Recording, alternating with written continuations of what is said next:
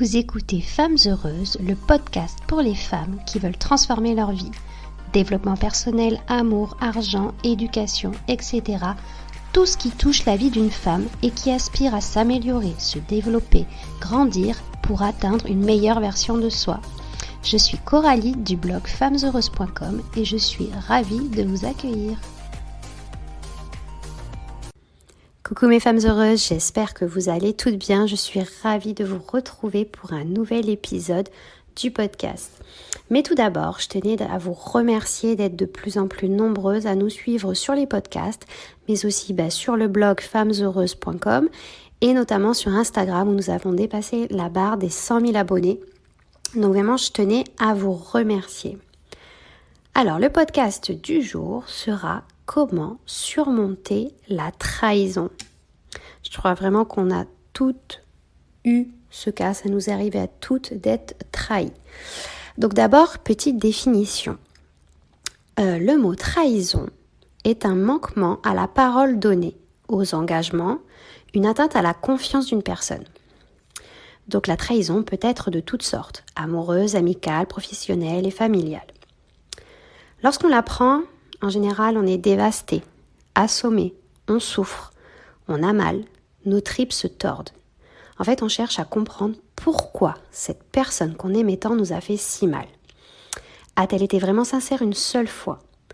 Comment a-t-elle pu alors qu'on ne voulait que son bonheur ? On se pose vraiment beaucoup de questions. Donc, quelle qu'elle soit, elle est douloureuse et difficile à surmonter. Quand on a construit une relation de confiance avec un partenaire, une amie, un collaborateur ou avec des membres de notre propre famille, comment se relever après une blessure si douloureuse ? Donc à travers ce podcast, je vais te donner quelques pistes pour t'aider à surmonter cette trahison. Alors tout d'abord, il faut faire face à la situation. Ça y est, tu as appris la nouvelle. Il va donc te falloir faire face à cette situation. Tu es sous le choc.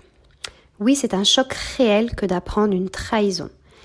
Il fait aussi mal qu'une rupture, par exemple. Tout ce à quoi on croyait, tout ce qui avait été bâti, s'effondre littéralement. On ne connaît plus cette personne que l'on pensait connaître par cœur. Mais à ce stade-là, il faut prendre du temps pour retrouver ses esprits, pour faire face à la réalité et accepter. On va passer par plein d'émotions et c'est tout à fait normal de ressentir de la colère, de la tristesse, de la jalousie, de se sentir abandonné, etc. Tout cela est normal et sain, donc il ne faut pas nier ta souffrance. Sois honnête avec toi-même et n'hésite pas à écrire sur un journal par exemple tout ce que tu ressens. Ne garde pas tout en toi, car la colère et le ressentiment finiront par te bouffer intérieurement. Donc écris, va courir, boxe, crie, danse, etc. Mais il faut que tu évacues tout cela. Accepter, en fait, c'est aussi se demander pourquoi l'autre nous a fait cela. Il faut cesser de se réveiller en se demandant pourquoi. Ne te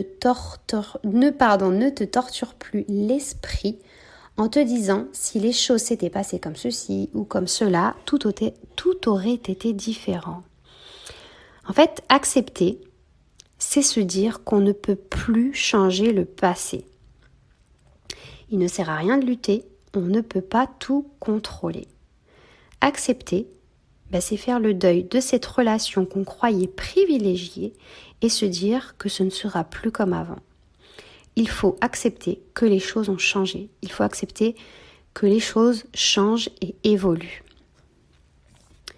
En deuxième point, je dirais qu'il faut changer ta perception des choses. Pour pouvoir surmonter cette trahison, changer ton point de vue est important. Tu es victime de la situation, mais rester dans ce rôle-là peut être dangereux. En fait, il y a deux types de personnes. Celles qui s'enlisent dans cette situation, et puis il y a celles qui accepteront cet événement dans leur vie et s'en serviront pour rebondir et en être plus fortes. Donc il faut vraiment comprendre que la seule chose que tu peux changer, c'est ta manière de réagir aux événements. Tu peux pas changer ce que l'autre a fait, mais tu peux changer ta manière d'appréhender les choses. Certes, cela prend du temps d'accepter de faire le deuil d'une relation, de l'image qu'on s'était faite de cette personne, mais choisis vraiment de lâcher prise. Tu dois prendre la responsabilité de travailler sur tes blessures pour avancer. Nous avons en moyenne 60 000 pensées par jour et 87% d'entre elles sont négatives. C'est notre ego qui nous dicte ces pensées. Notre petite fille intérieure blessée qui souhaite se venger et qui rumine en fait sans cesse. Comment a-t-il pu me faire cela ? Comment a-t-elle pu me briser ma confiance ? Comment a-t-il osé ? Etc. etc. Toute la journée en boucle, on ressasse tout ça. Tout comme se culpabiliser ne sert à rien. Se dire que si on avait fait ceci ou cela, les choses ne se seraient pas passées de la même manière. Alors certes, il faut tirer des leçons et voir ce que l'on peut améliorer, mais ne te jette pas la pierre. La personne qui t'a trahi est une personne adulte et consciente de ses actes. Elle n'était juste pas digne de confiance et elle possède en elle des blessures, des failles à travailler, mais ce n'est pas à toi de la guérir. Ta seule responsabilité est de te guérir toi. Donc, le 3e point serait de pardonner.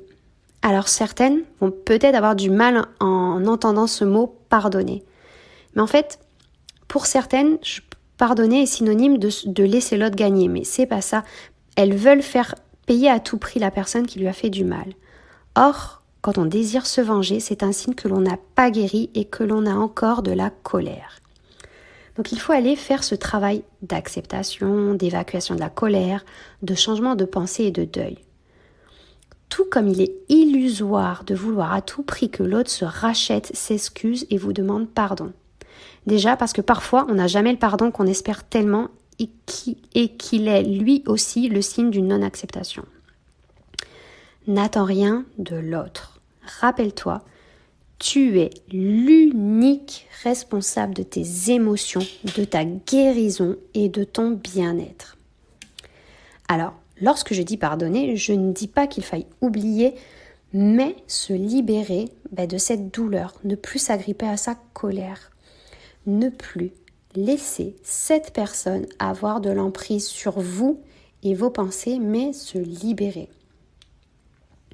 Pour t'aider, tu peux par exemple écrire une lettre en t'adressant à la personne qui t'a fait du mal, lui exprimer toute ta colère, tous les sentiments que tu ressens, ton compréhension, etc. Mais ne pas lui envoyer. Juste la garder et te libérer de tout cela. Puis écris une réponse avec les mots que tu aurais aimé entendre. Tout cela pour apaiser la petite fille blessée qui est en toi et qui se sent abandonnée, trahie et seule. Donc pour conclure, je dirais que être trahi, ça c'est sûr, c'est un sentiment horrible, une douleur si intense qu'on a l'impression qu'on nous perce les entrailles et que l'on nous déchire le cœur. Une blessure qui reste à jamais gravée dans notre vie.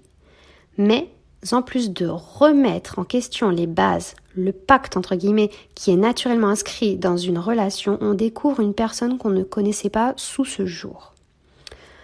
Or, surmonter la trahison, en fait, c'est accepter ce qui s'est passé. C'est faire le deuil d'une personne, d'une relation qui ne sera jamais plus comme avant. Et c'est surtout prendre la responsabilité de ne pas laisser cette épreuve vous détourner de votre vraie personne. D'ailleurs, une petite citation que j'aime bien, le pardon est la clé de l'action et de la liberté. Donc sache que comme toute difficulté, la trahison se surmonte avec le temps et surtout si tu décides, c'est toi qui décides, qu'elle n'aura plus d'impact sur toi.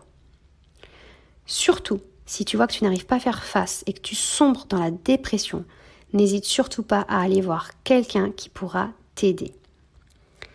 Voilà les filles, j'espère que l'épisode du jour vous aura plu. N'hésitez pas, si cela vous a plu, à laisser des petites étoiles sur iTunes, podcast, etc. Sur Spotify et tout ça, etc.